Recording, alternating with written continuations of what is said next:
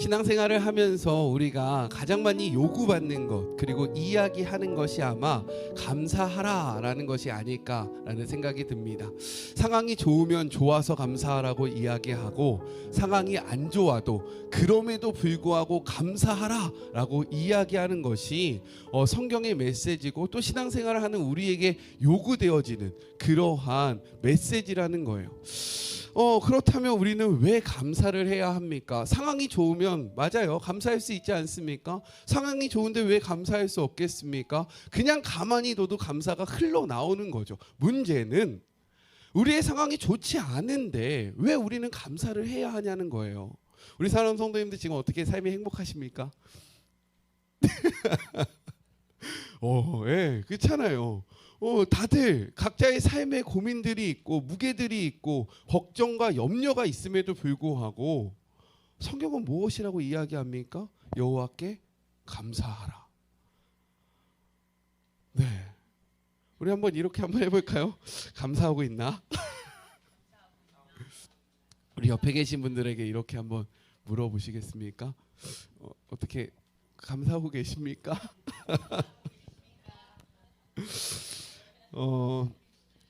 우연히 보게 된 드라마가 있습니다. 뭐냐면 이제 곧 죽습니다라는 그러한 드라마예요.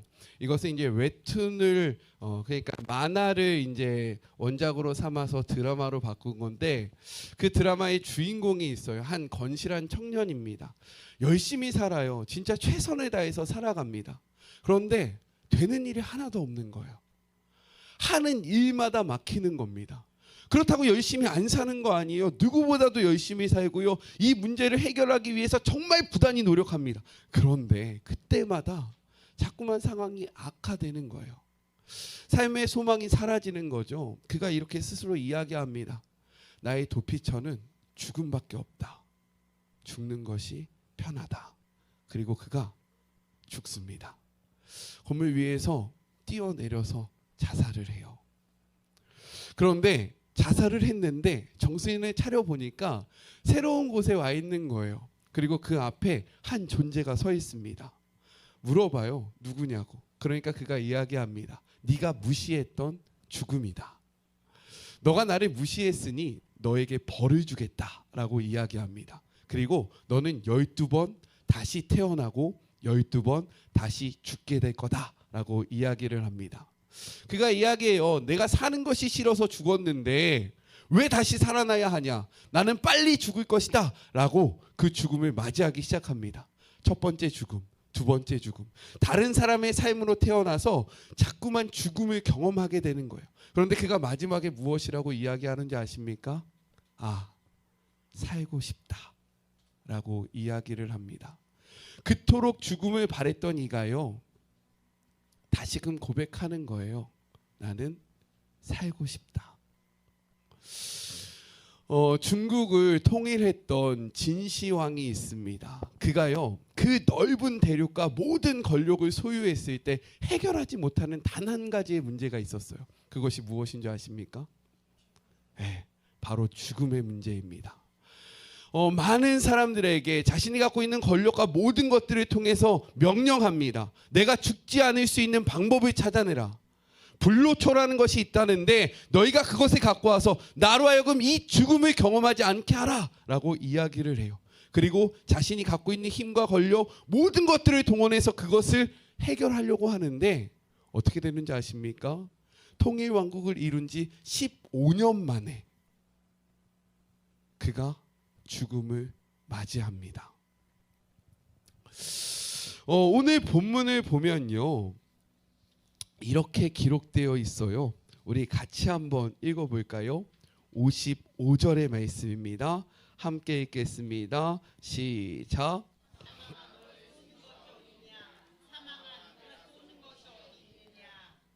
이것은 무엇이냐? 죽음에 대한 승리의 계가입니다. 즉 죽음 앞에서 부르는 승리의 노래라는 거예요. 야 사망아, 너가 나를 다스릴 수 있냐? 사망아, 너가 나를 굴복할 수 있냐? 그럴 수 없다라고 선포하고 있는 겁니다. 목회를 하다 보니까요, 다른 분들보다 죽음을 많이 경험합니다. 우리 성도님들은 죽음을 부모님 혹은 내 자녀 아니면 배우자를 경험하시겠지만 저는 많은 분들의 죽음을 실제로 목격하고요. 그 죽은 분들의 장례를 집례하고요. 그들과 함께 합니다. 그런데 이 죽음 앞에서 믿는 자와 믿지 않는 자의 분명한 차이점이 있다는 거예요. 죽기 전에 믿지 않는 분들을 만나게 되면요. 어떤 줄 아십니까? 굉장히 불안해합니다. 두려움이 가득해요. 그리고 살고 싶다라고 계속 얘기하고요. 그 죽음에서 벗어나기 위해서 온갖 방법을 다 씁니다. 표정이요. 너무나도 어둡고 너무나도 무섭고 너무나도 두려워해요. 그런데 믿는 분들의 죽음을 보잖아요. 경험하잖아요. 그러면 그렇게 평안하실 수 없습니다. 두려움을 찾아볼 수 없어요. 절망을 찾아볼 수 없습니다. 죽음 가운데 그들은 무엇을 이야기하는지 아십니까? 소망을 이야기하고 희망을 이야기해요. 제가 잊지 못하는 죽음의 경험이 있는데 그게 무엇이냐면 전에 교회에서 사역했던 그때 그 청년의 죽음입니다. 저랑 동갑이었던 친구였어요. 저랑 동갑이었던 그 청년이 죽기 바로 직전에 제가 만났거든요. 근데 그 아이가 암 때문에 얼굴은 진짜 너무 새까만 거죠. 그냥 완전히 짙은 갈색이에요. 그런데 그가요 환하게 웃으면서 저한테 얘기하는 거예요. 목사님 슬퍼하지 마세요. 저는 이제 그토록 보고 싶었던 하나님을 만나러 가요. 그의 얼굴이 그렇게 평안할 수 없는 겁니다.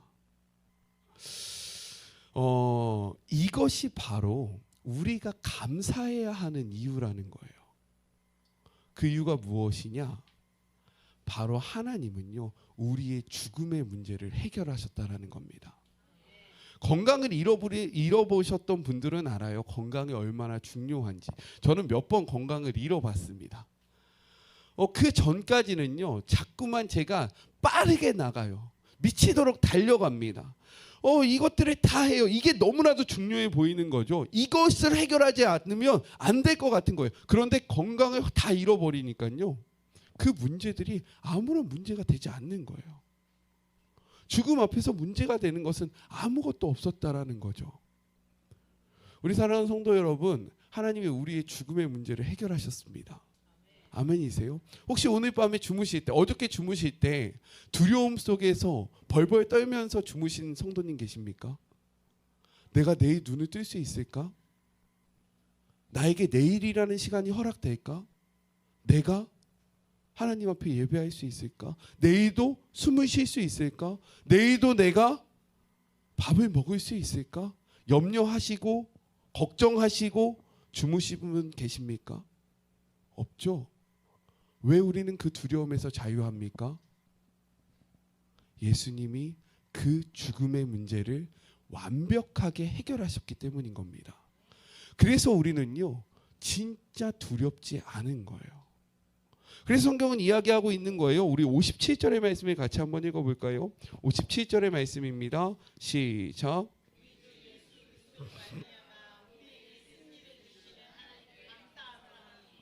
아멘. 무엇이라고 이야기합니까? 우리 주 예수 그리스도로 말미암아 우리에게 승리를 주시는 하나님께 감사한다. 그래서 55절에 이야기하는 거예요. 사망아 네가 쏘는 것이 어디 있느냐? 네가 나의 삶을 다스릴 수 있겠느냐? 그럴 수 없다. 왜? 예수 그리스도께서 우리에게 승리를 주셨기 때문이다 라고 이야기하고 있는 겁니다. 그 승리가 뭐예요? 우리가 알고 있는 복음이에요. 복음이 무엇입니까? 우리는 죄로 죽을 수밖에 없었다라는 거예요.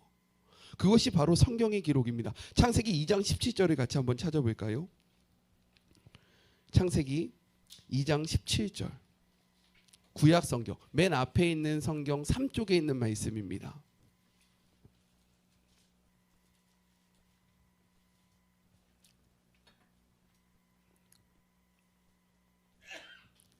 함께 읽겠습니다. 시작.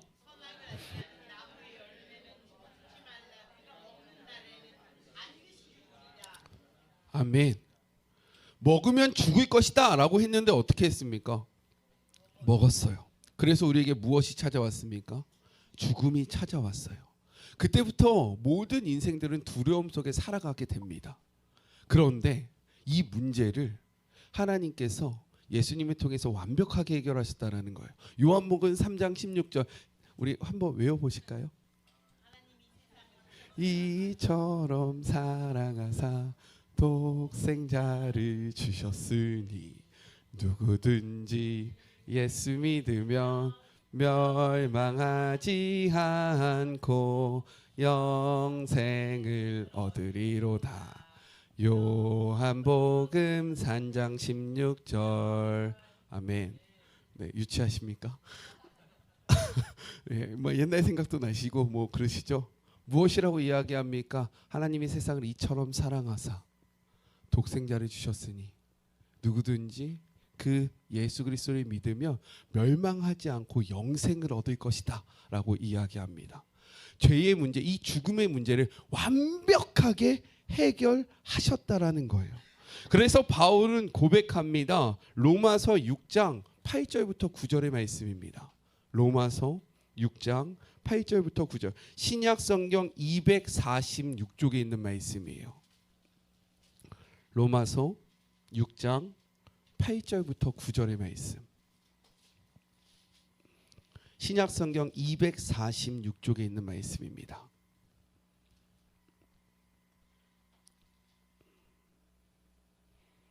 (8절과) (9절) 함께 읽겠습니다. 시작.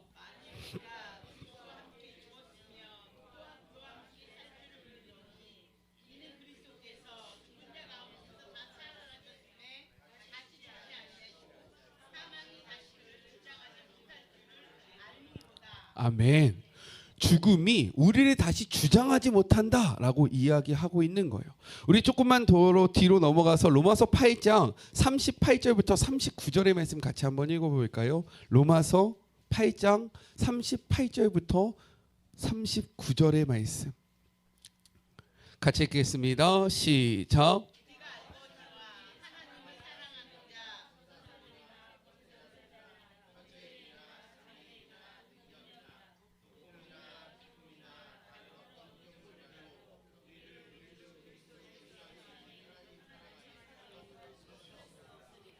아멘. 어떤 것도 이 믿음, 이 사랑 안에서 우리를 끊을 수 없다. 그래서 불안해할 필요 없고 염려할 필요 없고 걱정할 필요 없다. 가장 큰 죽음의 그 문제를 주님이 해결해 주셨다라고 이야기하고 있는 겁니다. 큰 문제가 해결되었기 때문에, 가장 중요한 문제가 해결되었기 때문에 우리는요, 자잘한 문제 속에서도 하나님 앞에 감사할 수밖에 없는 거예요. 아멘이십니까? 가장 큰 문제를 완벽하게 해결해 놓으셨는데 조그마한 문제들 속에서 우리가 불평합니까? 아니요, 그럴 수 없는 거예요. 이 문제가, 이 죽음의 문제가 가장 두려운 문제가 해결되었는데 우리가 왜 염려합니까? 왜 불안해해요? 왜 초조해야 합니까? 우리는 감사할 수 있다라고 성경은 이야기하고 있는 거죠. 혹시 여러 가지 상황 가운데 감사를 잃어버리신 분들이 계시다면 오늘 이 시간을 통해서 다시 한번 그 감사를 회복하시길 주님의 이름으로 축복합니다. 우리가 익숙하면요, 자꾸만 있는 거예요. 우리가 숨 쉬는 게 너무 당연한 것 같은 거죠. 그리고 이 숨 쉬는 게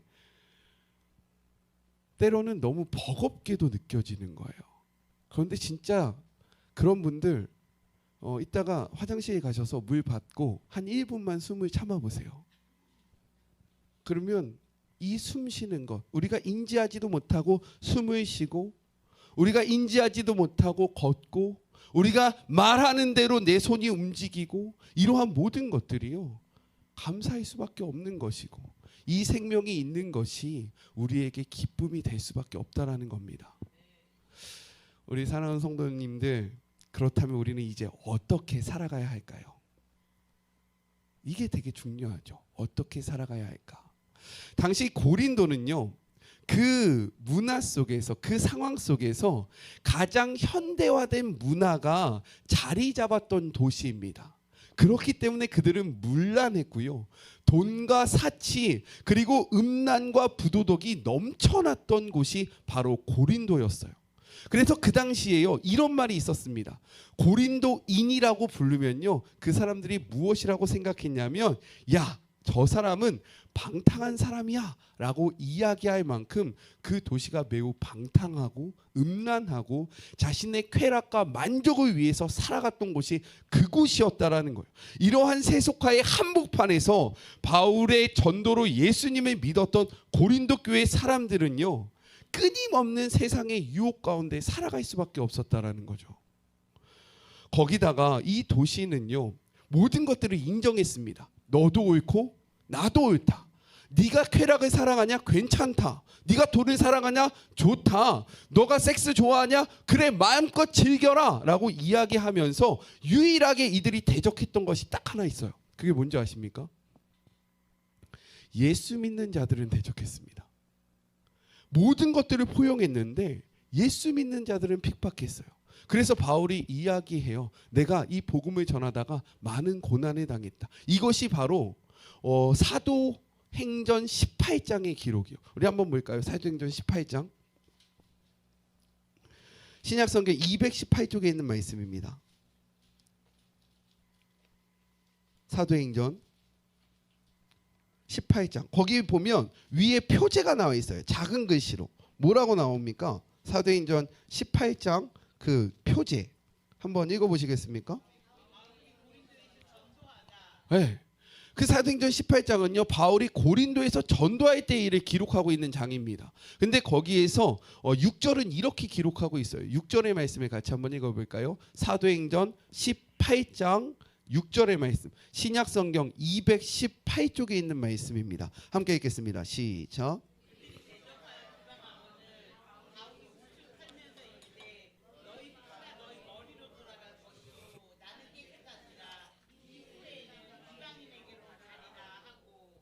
아멘. 무엇이라고 시작합니까? 그들이 대적하여 비방하였다라고 이야기해요. 이 복음을 전했을 때 그들이 환영하고 받아들인 것이 아니라 대적하고 비방하였다라고 얘기하고 있는 거예요. 이러한 유혹 가운데, 핍박 가운데, 어려움 가운데 바울이요 고린도 교회 성도들을 향하여 외치고 있는 겁니다. 그것이 오늘 본문의 58절이에요. 58절의 말씀. 같이 한번 읽어볼까요? 58절입니다. 시작.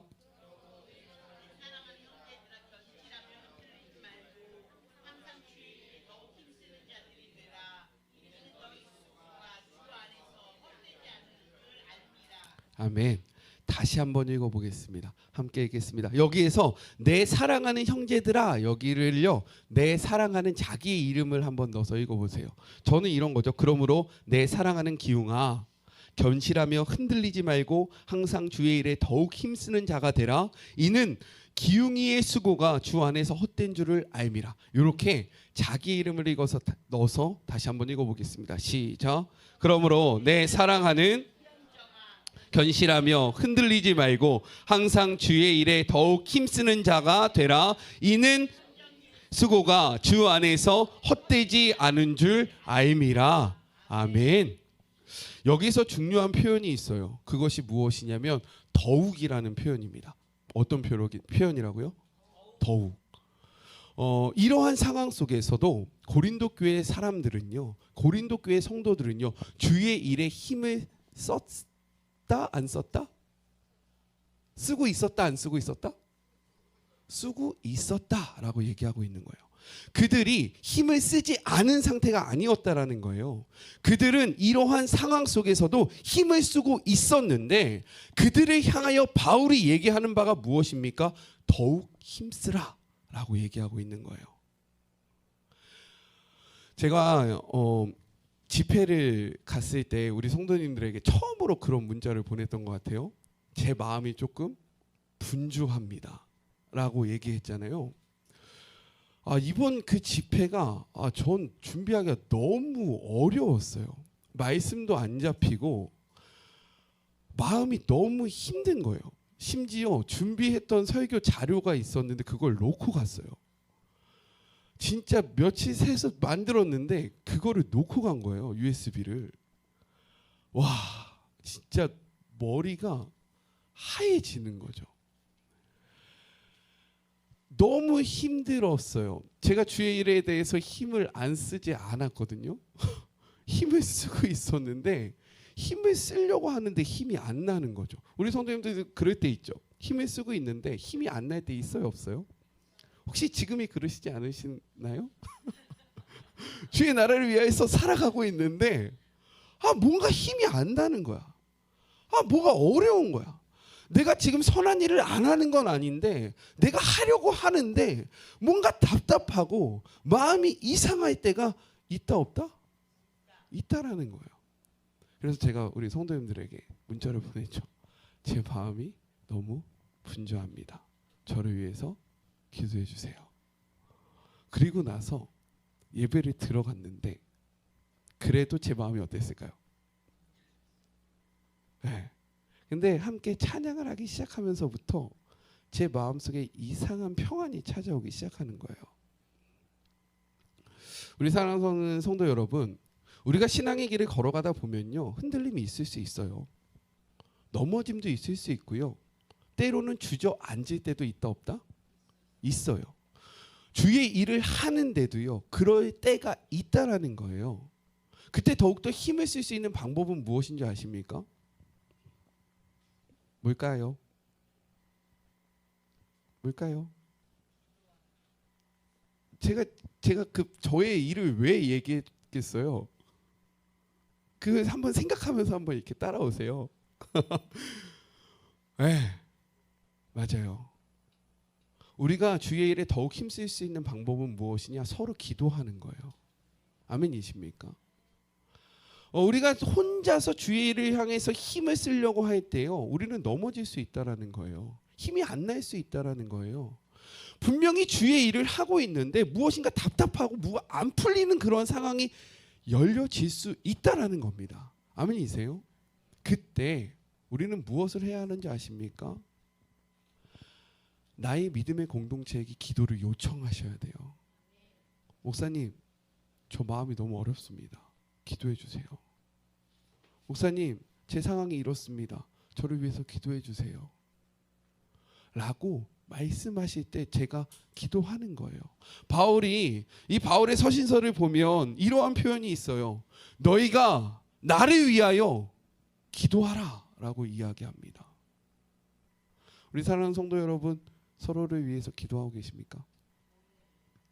우리가 목장 예배로 지금 이제 교회의 그런 모든 것들을 좀 변화시키려고 하고 있잖아요. 그 이유가 무엇인지 아세요? 서로를 위하여 기도하라는 거예요. 서로의 사정을 알라는 거예요. 그냥 단순히 신앙생활 하는 것이 아니라 공동체가 되라는 겁니다. 한 사람이면 패하고 두 사람이면 맞설 수 있고 세 사람은 이길 수 있다라고 이야기하는데 왜 자꾸 우리는요, 혼자를 가려고 하는지. 왜요? 혼자가 편하기 때문인 거예요. 근데 혼자는요, 넘어지면 일어날 수 없는 거죠. 넘어지면 쓸 수 없는 거예요. 우리 옆에 계신 분들을 바라봅시다. 나를 위해서 기도해 주세요.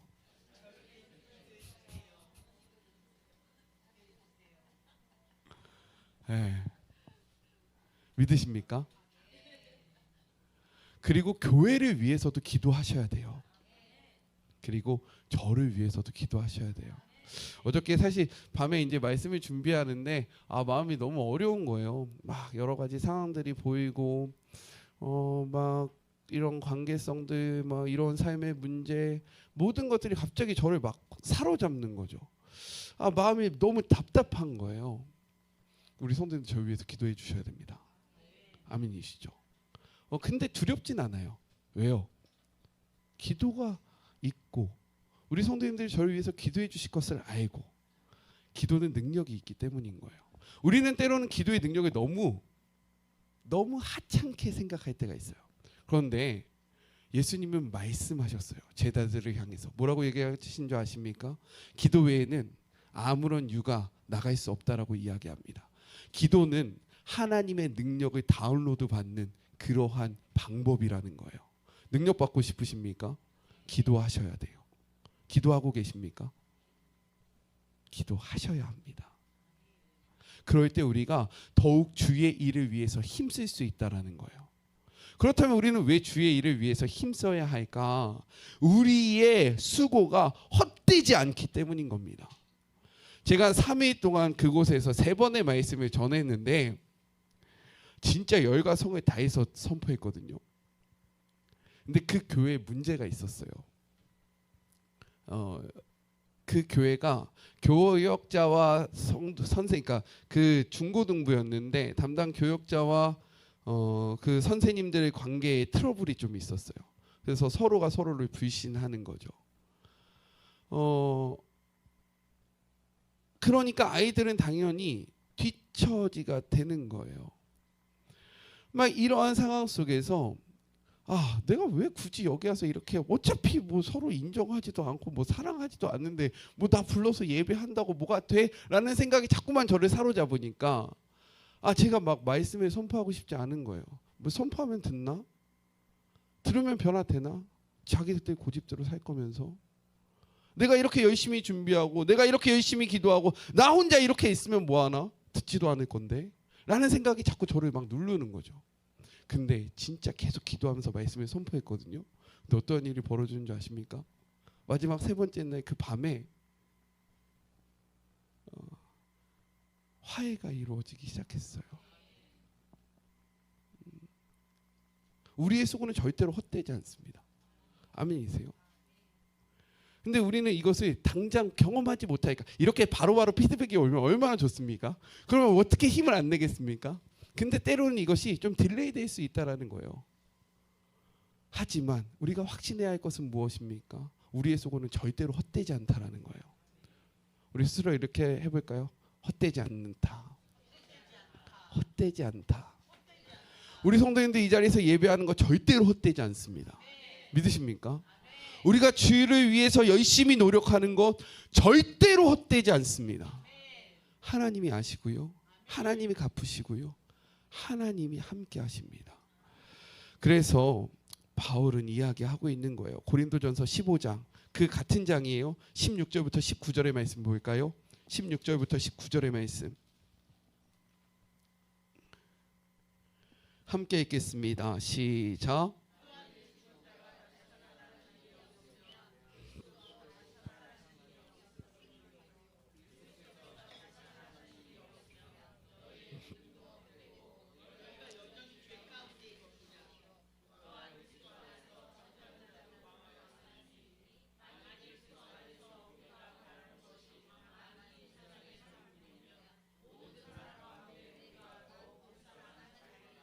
아멘. 막 별표 치시고 밑줄 치셔야 되는 말씀이 뭐냐면 19절의 말씀이에요. 19절의 말씀. 다시 한번 19절. 진짜 이거 꼭 기억하세요. 19절의 말씀 함께 읽겠습니다. 시작.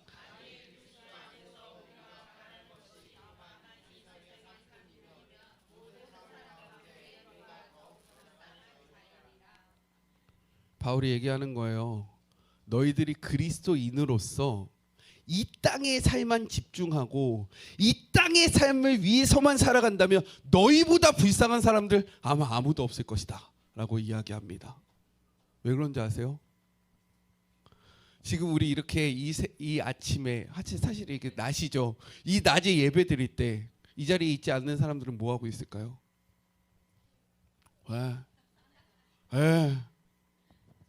자고 쉬고 먹고 마시고 즐기고 다 하고 있는 거예요. 왜요? 이 땅의 삶만 바라보기 때문인 겁니다. 그런데 우리가 이 땅의 삶만 바라보면 그 사람들이 현명합니까? 우리가 현명합니까? 아니죠. 그 사람들이 현명하죠. 우리 성도님들 지금 이거 헌금 내셨잖아요. 이 헌금 세상의 기준으로 바라보세요. 얼마나 아깝습니까? 이 돈 내가 원하는 옷 사면 내가 먹고 싶은 먹으면 내가 하고 싶은 일 했으면 내가 드러나고 내가 높아지고 내가 할 수 있는데 얼마나 미련한 짓을 하고 계십니까?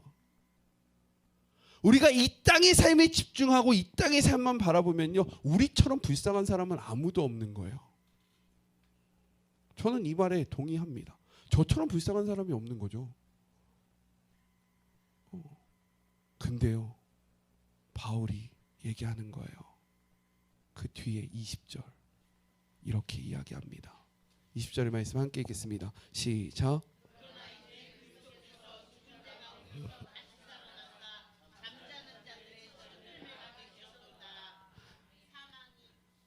사망이 한 사람으로 말미암았으니 죽은 자의 부활도 한 사람으로 말미암도다. 아담 안에서 모든 사람이 죽은 것 같이 그리스도 안에서 모든 사람이 삶을 얻었다라고 이야기합니다. 바울은 확신하는 거예요. 왜 그런지 아십니까? 그가 다메섹 도상에서 부활하신 예수님을 만났기 때문인 거예요. 자기의 눈으로 봤고 자기가 경험했으니까 그 확신으로 그는 선포하는 겁니다. 남들이 보면 우리의 인생이 가장 불쌍한 것 같고 남들이 보면 우리의 삶이 너무나도 미련한 것 같지만 아니다! 나는 봤다! 라고 얘기하고 있는 거예요.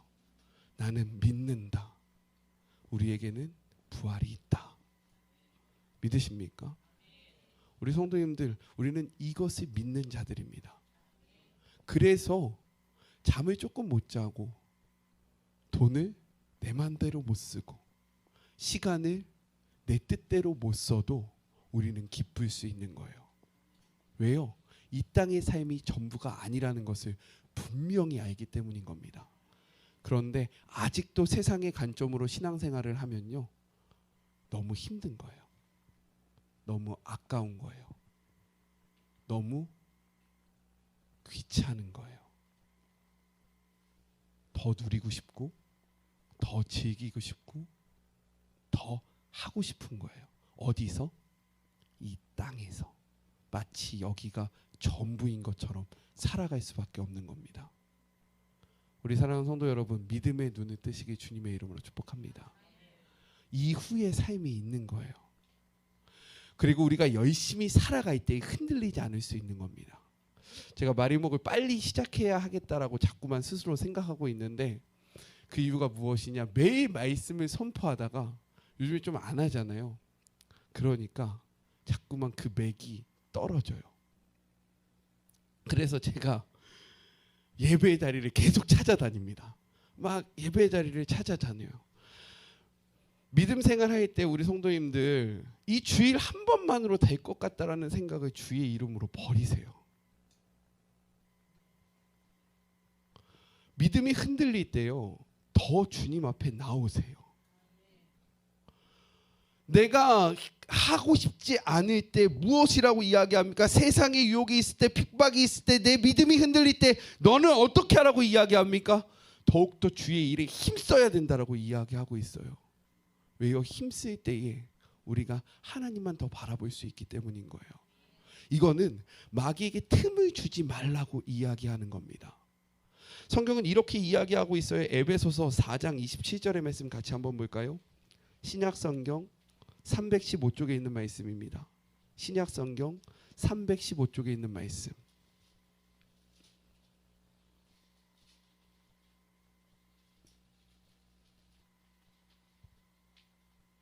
에베소서 4장 27절의 말씀 함께 읽겠습니다. 시작. 네, 언제 틈이 생기는 줄 아세요? 이 말씀이 어디서부터 왔는지 아십니까? 이 말씀 위에는 그러한 말씀이 있는 거예요. 부부가 있는 거죠.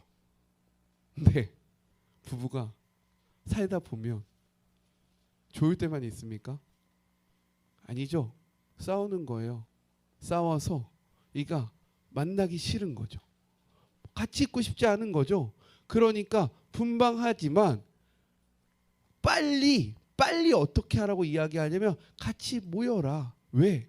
그 틈을 마귀는 이용한다라고 얘기하고 있는 겁니다. 틈을 보이면요, 사단은 그 틈을 기가 막히게 이용합니다. 그래서 성경은 우리에게 이렇게 권면하고 있는 거예요. 히브리서 10장 25절의 말씀. 히브리서 10장 25절의 말씀.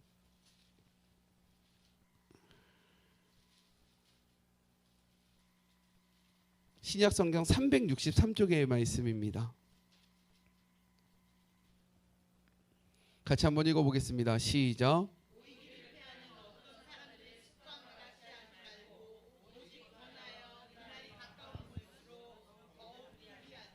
아멘. 뭐라고 이야기합니까? 더욱더 주의 나라를 위해서 힘쓰고 모이고 틈을 주지 말라라고 얘기하고 있는 거예요. 사단은 우리의 관계의 틈을 이용합니다. 교회에 있는데 갑자기 누군가가 싫어지는 거예요. 저 사람이 너무 싫은 거예요. 저 사람하고만 있으면 숨이 답답한 겁니다. 막 그런 거예요. 그러면 어떻게 되는지 아세요? 결국 그 틈을 통해서 그가 예배의 자리를 못 나오게 만듭니다. 또 무슨 틈을 이용하는지 아세요? 물질의 틈을 이용해요. 하나님 앞에 드리는 것을 아깝게 생각하기 시작하게 해요. 하나님 앞에 드리는 것, 이것 하면 내가 뭘 할 수 있는데, 이것 하면 내가 뭘 할 수 있는데, 이것이면 뭘 할 수 있는데, 계속해서 그 물질에 사로잡히게 만듭니다. 또 우리로 하여금요, 근심하게 만들어요. 생활의 근심, 자녀의 근심, 생계의 근심, 이 모든 틈을 통해서요, 사단이요, 우리로 하여금 하나님과 멀어지게 만든다라는 거예요. 우리 사랑하는 성도 여러분, 그날이 가까이 올수록 우리는 더 뭐 해야 합니까? 모여야 해요.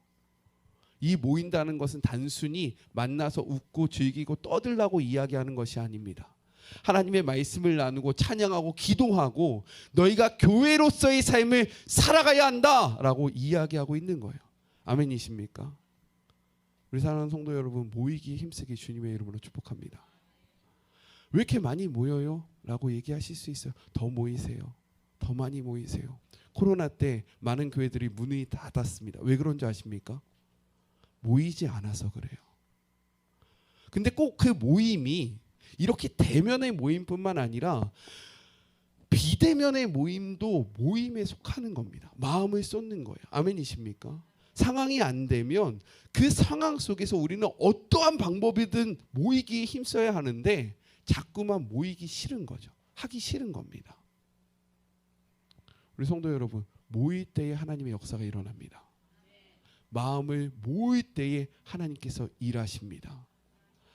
우리가 함께 할 때에 사단의 공격에서 이길 수 있다라는 거예요. 저는 확신합니다.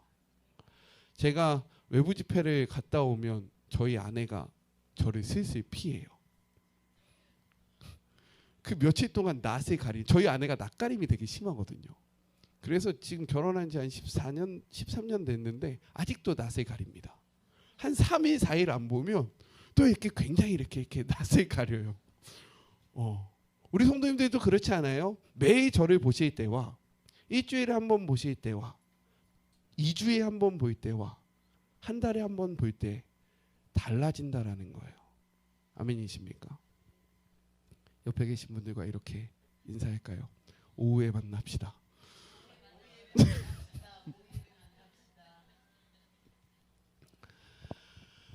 하고 싶어서 하는 거는요, 누구나 할 수 있는 겁니다. 해야 하기 때문에 해야 하는 일이 있어요. 아멘이십니까? 근데 우리는 이렇게 얘기해요. 자율이 좋은 거 아닙니까? 목사님, 하고 싶을 때 해야 되는 거 아닙니까? 먹고 싶을 때 먹고 자고 싶을 때 자고 하고 싶은 거 다 해보세요. 어떻게 됩니까? 네, 영적인 것도 마찬가지예요. 하고 싶지 않아도 모이고 원하지 않더라도 하고, 그러면 우리가 성장하고 하나님과 가까워지는 것입니다. 저한테 그래요. 목사님 왜 이렇게 강요하십니까? 강요하는 저는 좋을 것 같습니까? 어떻게 생각하세요? 원하지 않는 사람들에게 하라고 얘기하는 것이 쉬울 거라고 생각하십니까? 대답이 오지 않는 사람들에게 끊임없이 연락하는 것이 기쁠 거라고 생각하십니까? 좋지 않아요. 저도 하고 싶지 않습니다. 하지만 할 거예요. 언제까지? 끝까지. 네, 뭐 미워하시든 차단을 하시든 뭐 그거는 본인의 선택이고. 왜요? 저는 권하는 자로 부르심을 받았기 때문인 겁니다. 아멘이세요?